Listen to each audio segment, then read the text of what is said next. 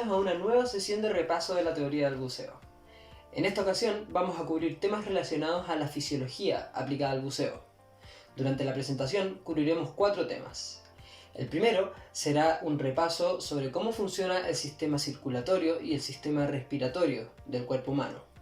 En el segundo punto vamos a ver cuál es el efecto que tienen diferentes gases que respiramos en el aire cuando están sometidos a presión. El tercer punto serán los cambios térmicos, cómo nuestro cuerpo reacciona ante aumentos o disminuciones de temperatura. Y en el último punto vamos a hablar sobre el comportamiento de los espacios aéreos de nuestro cuerpo cuando están sometidos a cambios de presión. Bueno, para comenzar vamos a hablar un poquitito sobre el cuerpo humano. El cuerpo humano es una máquina prácticamente perfecta, que para funcionar tiene un conjunto de sistemas que trabajan en conjunto, en comunicación constante, para cumplir diferentes funciones, que en este caso nos mantienen nosotros con vida. Al igual que cualquier otra máquina, tiene un tiempo de vida útil, que nosotros podríamos maximizar si es que nosotros cuidamos esta máquina durante todo el periodo de su vida. Dentro de todos los sistemas que componen al cuerpo humano, hay 2 sistemas que son los más relevantes cuando hablamos de buceo. Con esto nos referimos al sistema respiratorio y al sistema circulatorio. Estos 2 sistemas trabajan en conjunto y en constante comunicación para poder mantenernos con vida. Podríamos decir que el sistema respiratorio es el que trae el combustible que nosotros necesitamos para vivir, y el sistema circulatorio es el que lo distribuye por todo nuestro cuerpo, a la vez que va recogiendo los residuos que luego son desechados o eliminados por el sistema respiratorio. Ya para ir viendo más en detalle, vamos primero a hablar sobre el sistema respiratorio. Mencionamos anteriormente que el sistema respiratorio cumple la función de traer combustible para que nuestro cuerpo funcione. Cuando hablamos de combustible, nos referimos al oxígeno presente en el aire que nosotros respiramos. El oxígeno representa un 21% de los gases que están presentes en el aire, junto con un 78% de nitrógeno y un 1% de otros gases que también van a ser relevantes cuando nosotros buceamos. Entonces el ciclo respiratorio comienza cuando nuestro cuerpo detecta que hay una disminución en el nivel de oxígeno. Hay receptores que detectan cuando bajan los niveles de oxígeno y ellos ordenan a que aumente el nivel de dióxido de carbono. Porque cuando hay un aumento en los niveles de dióxido de carbono, entonces nosotros tenemos el reflejo de respirar. Nuestro cuerpo recibe el mensaje de que necesita respirar. Entonces, cuando ocurre una respiración, lo que pasa es que nuestro diafragma se contrae y eso permite que nos entre aire y que va a permitir que entre el oxígeno que nosotros necesitamos. A continuación de la respiración, el aire va a pasar por la nariz, va a pasar por la boca y por los senos, donde se va a humedecer y a filtrar para luego seguir por una serie de conductos que lo van a llevar hasta el pulmón. Primero va a pasar por la tráquea y posteriormente por los bronquios. Y es ahí cuando va a entrar al pulmón y cuando los bronquios se van a dividir en 2. Aquí los vamos a llamar bronquiolos. Y la última etapa a donde va a llegar el aire va a ser a los alvéolos pulmonares.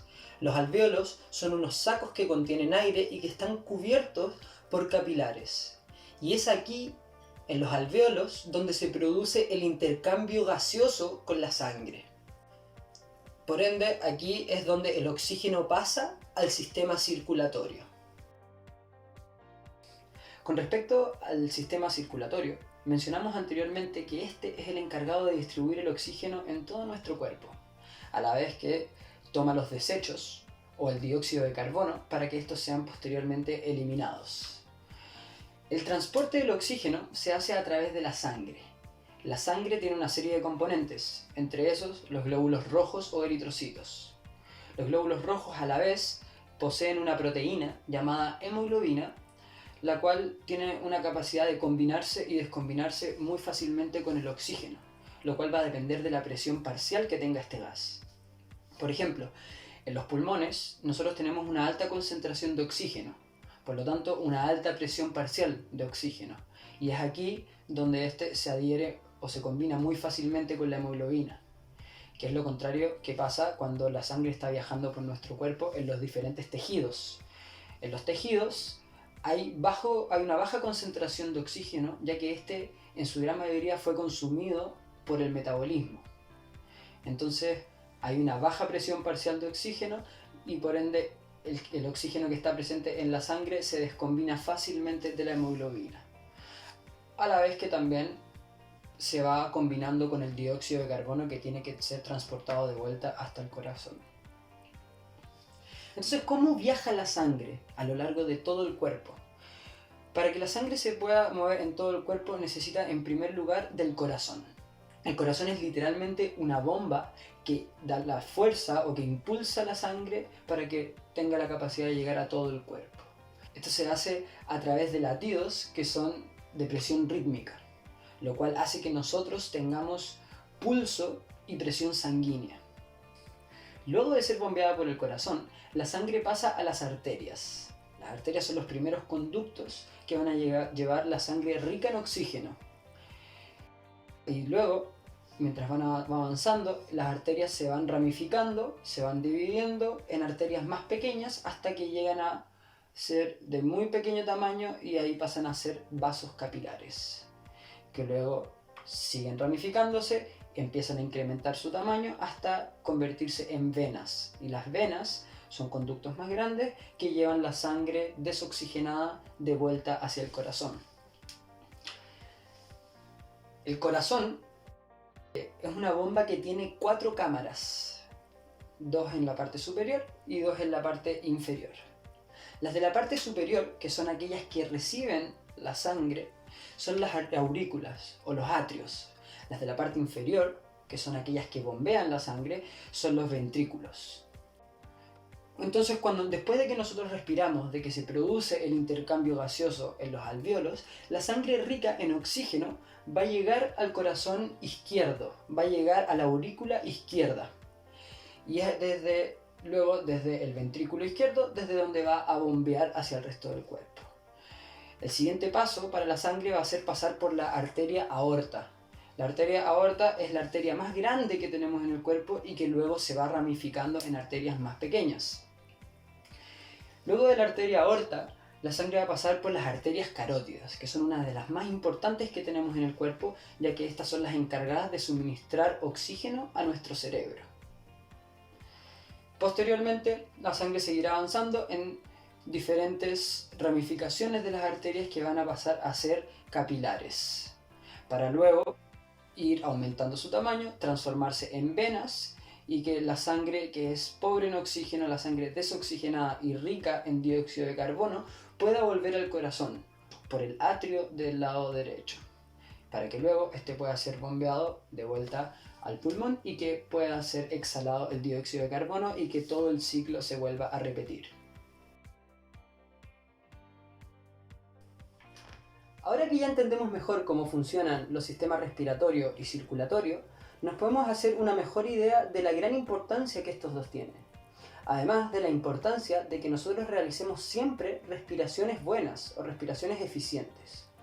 Con esto nos referimos a respiraciones que sean lo suficientemente lentas y profundas para que nuestro cuerpo alcance a oxigenarse. Una respiración que es muy rápida o muy superficial va a hacer que simplemente nuestro cuerpo no se alcance a oxigenar lo necesario. Cuando hacemos esto, puede ser también que aumenten considerablemente los espacios de aire muerto en nuestro cuerpo. Un espacio de aire muerto se refiere al aire que se acumula en alguna parte del cuerpo y que realmente no cumple ninguna función más que cubrir ese espacio. Por ejemplo, sería el caso de nuestra tráquea. Si nosotros realizamos una respiración muy superficial, muy rápida, va a haber una porción de aire que no va a alcanzar ni a llegar al pulmón ni a ser exhalada. Y ese es el espacio de aire muerto. Cuando buceamos esto es muy relevante, ya que va a haber partes del equipo que van a hacer que los espacios de aire muerto sean mayores. Por ejemplo, va a ser el caso del regulador y del snorkel. Entonces es extremadamente importante que cuando realizamos buceo y cuando enseñamos buceo, lo hagamos siempre realizando respiraciones lo más lentas y profundas posible. Por otro lado, Comprender cómo funcionan estos sistemas nos lleva también a comprender mejor otros tipos de buceo, como sería el caso del buceo en apnea o el buceo aguantando la respiración. Cuando se realiza buceo en apnea, el cuerpo utiliza las reservas de oxígeno que están en los pulmones y en los tejidos para poder cumplir sus funciones corporales. Bajo el agua, el aire dentro de los pulmones se va a comprimir, aumenta la presión parcial del oxígeno, por lo tanto, la eficiencia en la liberación del oxígeno va a ser muchísimo mayor, y eso es buenísimo mientras estamos abajo del agua. El problema es que mientras vamos utilizando el oxígeno, también vamos acumulando dióxido de carbono y por lo tanto vamos a sentir la necesidad de respirar. Es fundamental cuando practicas apnea que tú escuches a tu cuerpo y que realmente cuando sientas la necesidad de respirar ya estés saliendo a la superficie. Cuando estamos realizando buceo aguantando la respiración, si nosotros no utilizáramos una técnica adecuada para hacerlo, entonces también podríamos llegar a tener graves problemas. Un ejemplo claro sería el de la hiperventilación voluntaria. Antiguamente, esta era la técnica que más se usaba para practicar la apnea. La técnica consiste en dar varias respiraciones cortitas en las que yo elimino todo el dióxido de carbono que tengo en el cuerpo y acumulo una buena cantidad de oxígeno. Mientras estamos abajo del agua y tenemos una alta presión parcial de oxígeno, no hay ningún problema y podemos bucear por un tiempo. El problema es cuando estamos subiendo nuestro cuerpo ya generó dióxido de carbono y por otro lado la presión parcial del oxígeno cae drásticamente y entonces nuestro cuerpo se apaga, nos desmayamos en agua poco profunda. Por eso es fundamental que si vas a realizar apnea, lo hagas siempre acompañado por alguien que conozca el deporte y que sepa qué hacer en caso de emergencias, además de utilizar técnicas adecuadas de respiración. Todo esto se aprende en cursos que son específicamente de apnea. Pasando a otro tema, también relacionado al sistema circulatorio, hay algunos problemas que podríamos llegar a tener si es que no tenemos el equipo de buceo adecuado. Con esto me refiero particularmente a una capucha o a un cuello de traje seco que estuviera muy apretado. Esto porque en la zona del cuello nosotros tenemos una vena y tenemos una arteria que atraviesa, las cuales, si es que son bloqueadas, nos podrían generar problemas. En el caso de la vena yugular, si es que esta es bloqueada, se podría producir lo que se llama el bloqueo yugular. Cuando esto sucede, la sangre pobre en oxígeno no puede salir o tiene mucha dificultad para salir, lo cual hace que aumente la presión sanguínea ya que el corazón está intentando empujar. Lo contrario sucede cuando se nos aprieta la arteria carótida. Aquí se produce un problema llamado el reflejo del seno carótido.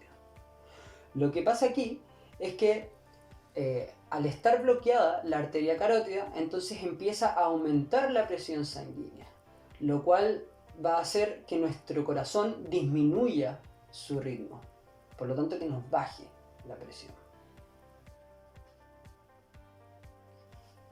Ya pasando al segundo tema, vamos a hablar ahora sobre las diferentes formas en que nos podemos ver afectados por los gases que respiramos cuando estamos abajo del agua o cuando estamos sometidos a presión.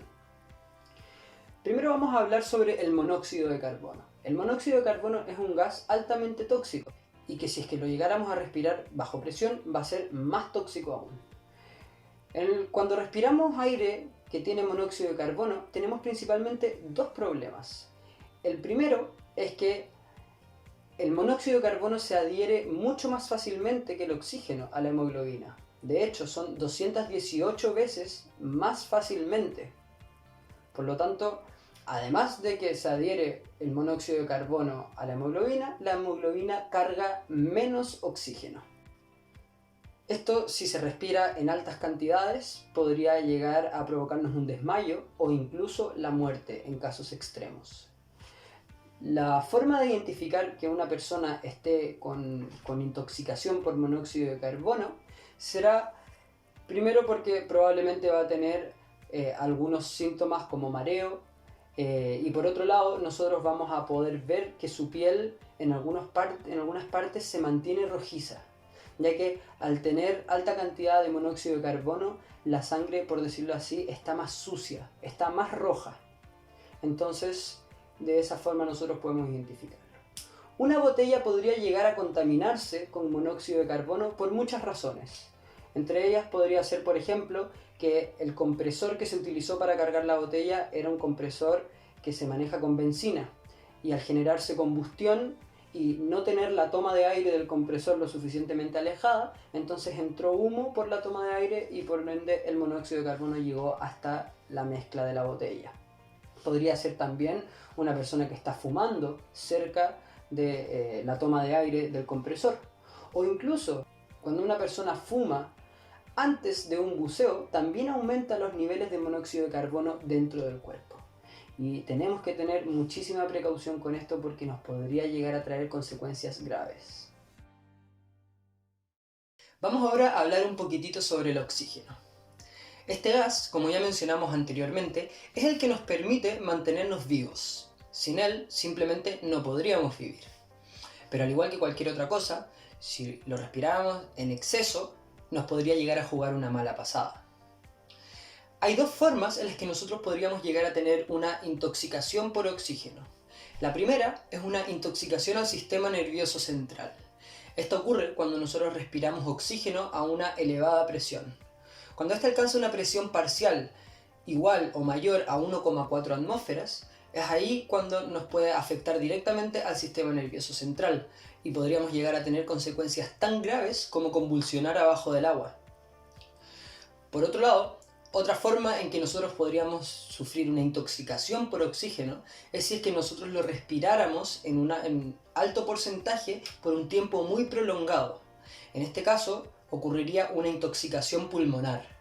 Y ahí se va a ver afectado todo el sistema respiratorio, y lo que podría llegar a suceder es que sintamos una sensación de quemazón o de ardor en el pecho, ya que podríamos tener heridas también en nuestra tráquea. Ya pasando al siguiente tema, vamos a hablar un poquitito sobre la narcosis. La narcosis es uno de los temas que tenemos que enseñarle a todos los buceadores que están empezando a ir un poquitito más profundo. Esta ocurre normalmente cuando vamos sobre los 25 o 30 metros, aunque realmente es diferente para cada persona. Hay gente que la siente a menos profundidad y hay gente que la siente solamente cuando llega a profundidades sobre 40 metros, por ejemplo. No se sabe bien cómo se produce la narcosis, pero sí se sabe qué es lo que produce la narcosis. Y son los diferentes gases los que la producen. Nosotros normalmente estamos respirando mezclas, ya sea de aire o de nitrox, que contienen oxígeno y nitrógeno en su mayor parte. Cada gas tiene un potencial narcótico, y el potencial narcótico del oxígeno y del nitrógeno son muy similares. Por lo tanto, independiente si estamos buceando con aire o con nitrox, nosotros vamos a tener la misma narcosis. Los efectos que se sienten cuando uno sufre narcosis son comparables con los de una borrachera aquí en superficie.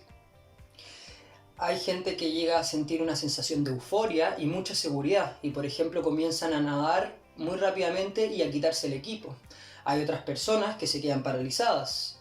Hay otras personas que se quedan observando mucho y así podríamos seguir mencionando muchos otros ejemplos. Si llegaras a sentir narcosis, la única forma de solucionarlo es disminuyendo la profundidad. Y la buena noticia es que la narcosis no tiene efectos en el largo plazo ni tiene secuelas tampoco en el mediano plazo. Por último, vamos a hablar del gas más relevante que nosotros respiramos cuando estamos abajo del agua, que es el nitrógeno. El nitrógeno es el gas que representa para nosotros la mayor preocupación, ya que es el que nos puede llegar a producir tanto narcosis como enfermedades compresivas. Mencionamos ya en el capítulo de física que a medida que aumenta la presión y hay un gas en contacto con un líquido, el gas se comienza a disolver en el líquido. En el caso del oxígeno no es un problema porque el oxígeno nosotros lo metabolizamos, pero en el caso del nitrógeno no. Entonces, si es que yo voy a una profundidad muy alta o si es que yo me quedo por mucho tiempo a una profundidad, va a ir aumentando la cantidad de nitrógeno que tengo yo disuelto en mi cuerpo. Y lo contrario va a suceder cuando nosotros disminuimos la profundidad. Cuando se disminuye la profundidad, el nitrógeno que estaba en estado líquido va a volver a su estado gaseoso y por lo tanto van a empezar a formarse burbujas. Si yo me mantuve durante el buceo dentro de los límites aceptados, entonces las burbujas que se van a formar no van a representar un gran riesgo. Pero si yo excedí los límites, ahí el riesgo es alto. Con límites nos referimos a dos cosas. Uno es el límite no descompresivo, que es el máximo tiempo que yo puedo estar a cada profundidad. Y por otro lado está el límite o la velocidad de ascenso, que es la velocidad a la que yo puedo ir disminuyendo la presión. Cualquiera de estos dos límites, si es que son sobrepasados, entonces van a llevar a que se nos formen burbujas de nitrógeno muy grandes en el cuerpo. Las burbujas de nitrógeno que se formen producto de la disminución de la presión podrían llegar a alojarse en cualquier parte de nuestro cuerpo, desde la cabeza hasta los pies. Y depende de dónde se aloja la burbuja y del tamaño de esta, en cuán grave va a ser la enfermedad descompresiva. Una enfermedad descompresiva podría llegar a ser prácticamente imperceptible o con síntomas muy leves, o podría llegar incluso a provocarnos la muerte en casos muy extremos.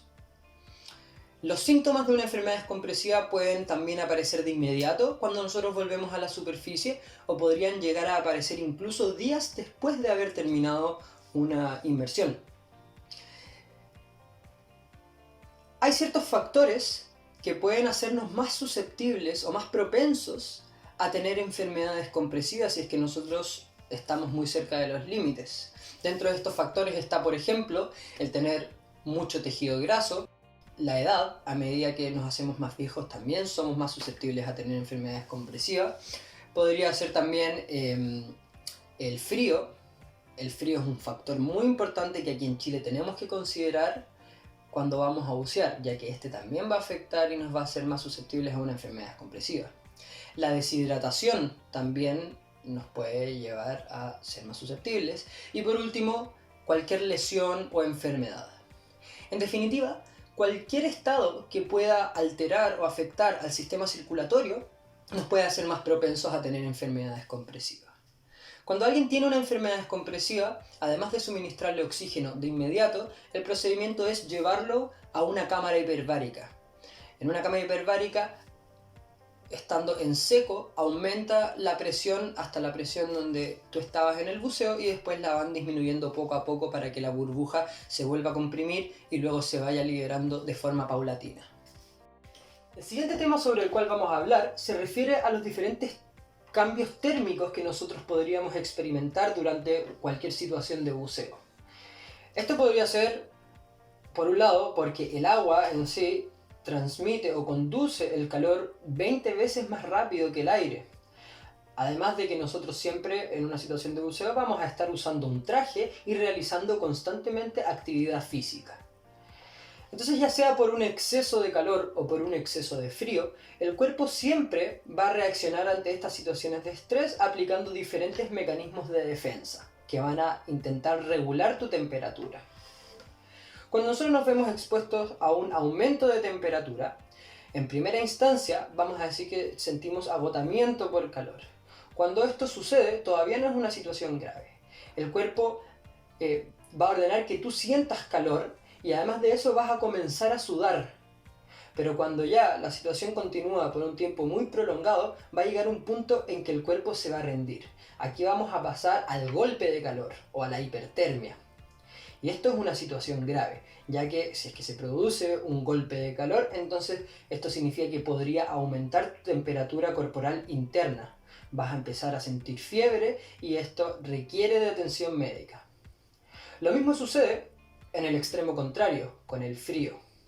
Si es que nosotros nos vemos expuestos a una disminución de temperatura, inicialmente vamos a sentir frío y además vamos a comenzar a tiritar, las cuales son reacciones del cuerpo para poder regular la temperatura y para decirte que intentes aumentarla.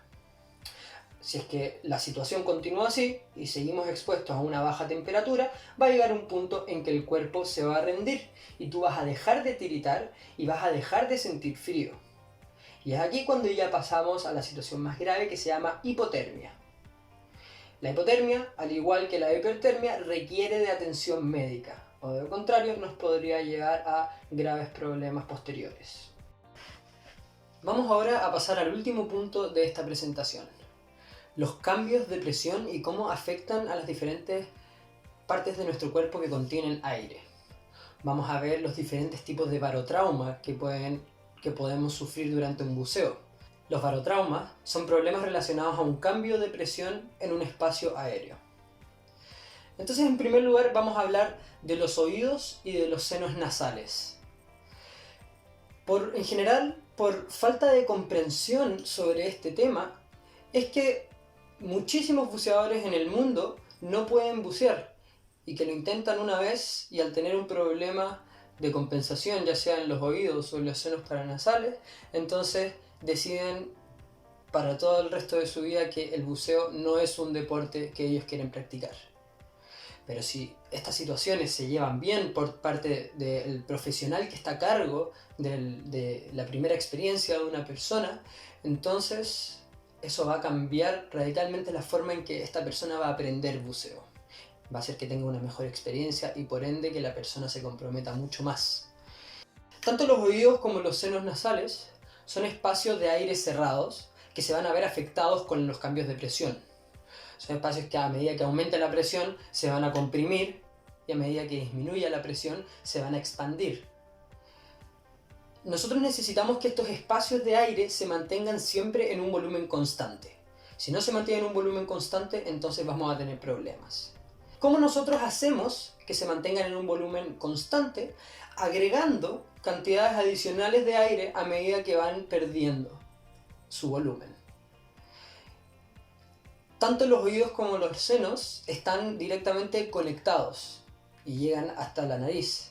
Por lo tanto, es muy fácil agregar estas cantidades de aire. Cuando nosotros agregamos aire a estos espacios, decimos que estamos compensando el cambio de presión o estamos ecualizando el cambio de presión. Para compensar o ecualizar senos y oídos, nosotros necesitamos apretar nuestra nariz y soplar por la nariz. De esta forma bloqueamos el paso del aire y el aire va a entrar, va a pasar por los senos nasales que están en toda esta zona de la cara y luego a través de la trompa de Eustaquio van a llegar hasta los oídos y van a permitir que el aire que se había comprimido se vuelva a expandir. Esto tenemos que hacerlo muy frecuentemente para evitar que haya una compresión muy grande. Entonces, el oído está dividido en tres partes. Tenemos el oído externo, tenemos el oído medio y tenemos el oído interno. Y cada una de estas partes cumple una diferente función. En primer lugar, el oído externo involucra todo lo que vemos y el canal auditivo, que llega hasta el tímpano. Ya que el oído externo está expuesto al agua cuando estamos buceando, entonces a medida que nosotros estamos buceando va a estar siempre lleno con agua, y esto es normal. Luego, el oído medio viene después del tímpano, que es el fin del oído externo. El tímpano entonces es una membrana que permite que el oído medio sea una zona completamente seca, una zona que no se moja. En el oído medio es donde se reciben las vibraciones que nosotros estamos recibiendo desde el exterior. Y en el oído medio estas vibraciones son transmitidas a través de una cadena de pequeños huesos que llamamos huesecillos, que luego van a llegar hasta la ventana redonda, que es otra de las estructuras que está dentro del oído, y la ventana redonda va a conectar hacia el oído interno. El oído interno es el que va a interpretar las vibraciones y las va a enviar hacia el cerebro a través de impulsos nerviosos que nosotros vamos a interpretar como sonidos. El oído medio está también conectado hasta nuestra garganta a través de la trompa de Eustaquio. Y es el mismo camino que recorren los senos nasales. Los senos nasales, por su lado, son zonas de aire que están en toda la parte frontal de nuestra cara y que está dividido en 4 cámaras diferentes, por las que en una situación normal el aire debiera pasar con fluidez. Cuando nosotros estamos congestionados, cuando tenemos moco en algún punto de estos espacios aéreos, entonces el paso del aire se va a bloquear. Y es ahí cuando nosotros podemos tener problemas, porque si es que está bloqueado el paso del aire, no podemos compensar estos espacios de aire. Entonces, en el caso de los descensos, va a aumentar la presión. Por lo tanto, el tímpano, al estar recibiendo la presión y adentro tener un espacio que se está comprimiendo, el tímpano va a comenzar a flexionarse hacia adentro. Si es que yo no le agrego aire, si es que yo no compenso este espacio, entonces puede llegar un punto en que el tímpano llegue a romperse. Si es que el tímpano se rompe, entonces el oído, para compensar la presión, se va a llenar de agua. Al romperse el tímpano, probablemente vas a sentir mucho dolor. Luego, al llenarse de agua, se va a sentir mucho alivio, pero a la vez se puede también sentir una sensación de vértigo, ya que el oído es el que regula el equilibrio. Otro problema que podríamos tener durante los descensos, si es que nosotros, por ejemplo, estamos congestionados y estamos forzando la ecualización, entonces podría llegar a producirse lo que llamamos un apretón. Cuando sucede esto, el tímpano se flexionó hacia adentro también y podemos empezar a sangrar en el oído medio. Entonces el oído, para compensar la presión, se llena de fluidos internos que van a permitirnos sentir un alivio del dolor, y a la vez, al igual que cuando entra agua, podemos sentir vértigo. Otro problema que podría haber, aparte del apretón y aparte de una ruptura de tímpano, sería un problema en la ventana redonda. La ventana redonda podría llegar a verse afectada, ya que se encuentra en la zona donde la variación de presión va a ser mayor. Luego, con respecto a los ascensos, también podríamos tener problemas, ya que en los ascensos el aire se está expandiendo. Cuando nosotros no estamos congestionados en una situación normal, el aire que está en expansión va a viajar por la trompa de Eustaquio y lo vamos a eliminar en la exhalación, sin ningún problema. Pero si por alguna razón algún punto de los espacios aéreos se encuentra con moco, entonces el aire en expansión no va a tener cómo salir. Y el aire que está en el oído medio va a comenzar a expandirse y eso va a flexionar el tímpano hacia afuera. Podría finalmente romperse el tímpano y, al igual que en un descenso, podría llenarse el oído de agua.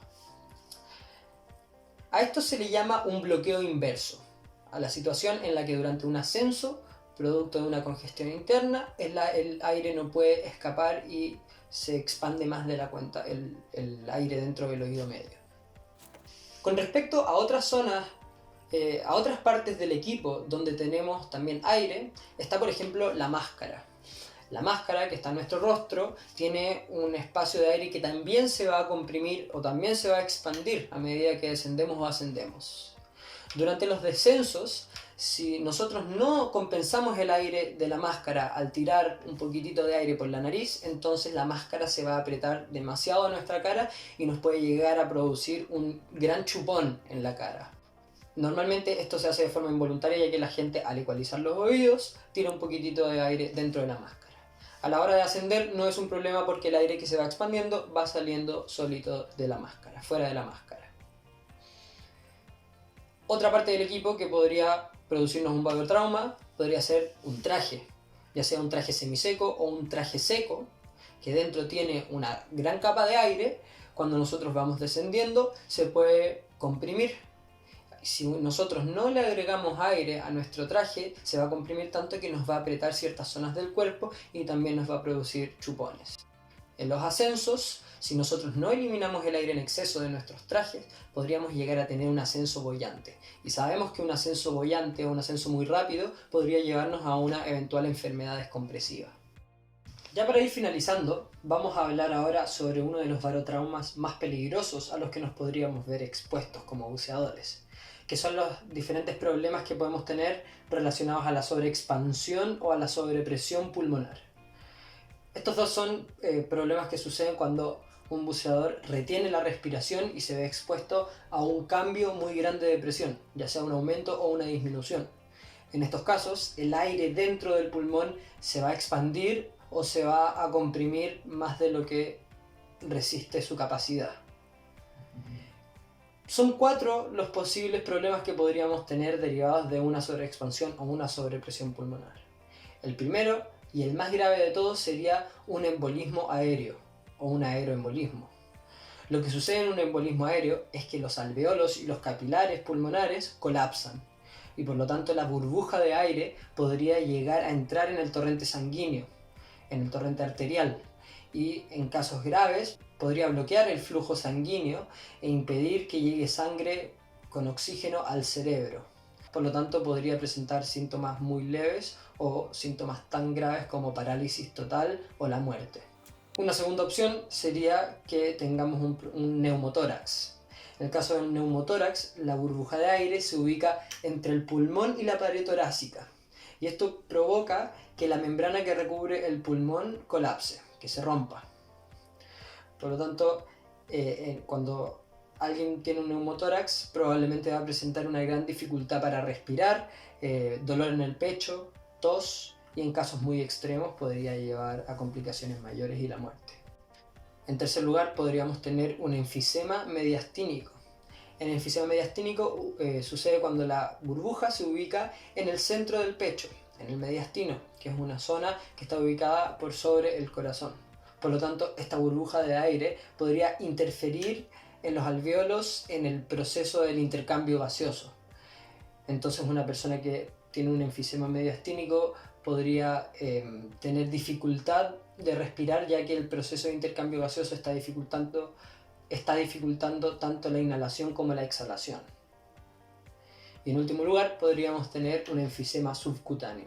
Y el enfisema subcutáneo ocurre cuando la burbuja de aire se ubica bajo la piel, normalmente en la zona ubicada cerca de la clavícula o abajo en la zona baja del cuello. En este caso podría ser desde picazón hasta problemas un poquito más graves como dificultad respiratoria. En todos estos casos, el procedimiento de emergencia es el mismo, que consiste en suministrar oxígeno al 100% a la víctima, o si es que no hay disponible en un 100%, en el mayor porcentaje que sea posible, y en todos los casos asumir que es la posibilidad más grave, que sería el aeroembolismo. Y en ese caso lo que hay que hacer es derivar a servicio de emergencia para que la víctima reciba un tratamiento hiperbárico. Con eso ya finalizamos esta clase. Por último, solamente quería recalcar que en prácticamente cualquier accidente de buceo, solamente con la excepción de una toxicidad por oxígeno, el tratamiento tiene que consistir de inmediato en suministrar oxígeno o la mayor cantidad de oxígeno posible a la víctima, ya que el oxígeno va a ayudar a que el nitrógeno residual que tenga la víctima se elimine con mayor facilidad. Por lo tanto, va a aumentar en cualquier caso las posibilidades de que un accidente termine con consecuencias menos graves.